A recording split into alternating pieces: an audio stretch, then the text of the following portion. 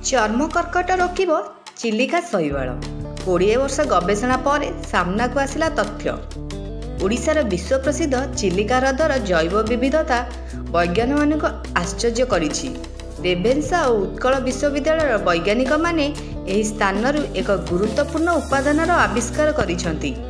एही ह्रदरे प्राकृतिक भावे बढ़ुथुवा लाल शैवाल थिबा उपादान अति बैगणी रश्मि किरणरू चर्म को रक्षा करिवो। एथिसह चर्म कर्कट रोग को रोकिबारे मध्य बेस सहाय हेबो। चिलिकार एभली अनन्य उपादानर आविष्कार होइथिबारु भारतीय वैज्ञानिक माने चिलिका ह्रदर भूयसी प्रशंसा करिसंती। गवेषणारे व्यवहृत लाल शैवाल हेउछि ग्लासिलेरिया भेरिकोस प्रजातिर तथा राफोडफाइड गोष्ठीर बोली जणा पड़िछि।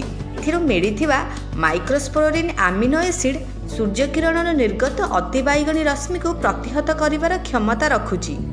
एही रश्मि मनुष्य शरीरर चर्मरे थिबा कोषगिड़ी को क्षति पहुँचाउछि। एथिपाई कर्कट रोगर आशंका सृष्टि होइथाय। एही आविष्कार केवल कर्कट रोग निवारण पर्यंत सीमित नुहे, माइक्रोस्पोरिन अमीनो एसिड मध्य शक्तिशाली एंटीऑक्सीडेंट भावे कार्य करथाय। एहार प्रभाव रे चर्म और बयसर छाप को मध्य ह्रास करि हुए। एही सामुद्रिक शैवाल को रासायनिक सनस्क्रीन पाई एक निरापद जैविक एवं परिवेश अनुकूल विकल्प भावे व्यवहार करा जाय पारिबो बोली गवेषणारू जणा पड़िछि। चिलिका ह्रदर जैव विविधता एही सामुद्रिक शैवालर वृद्धि पाई प्रकृष्ट परिवेश। मधुर एवं लुणिया पानीर मिश्रण एवं पुष्टिसारर प्रचुरता ही एहार स्वतंत्रता।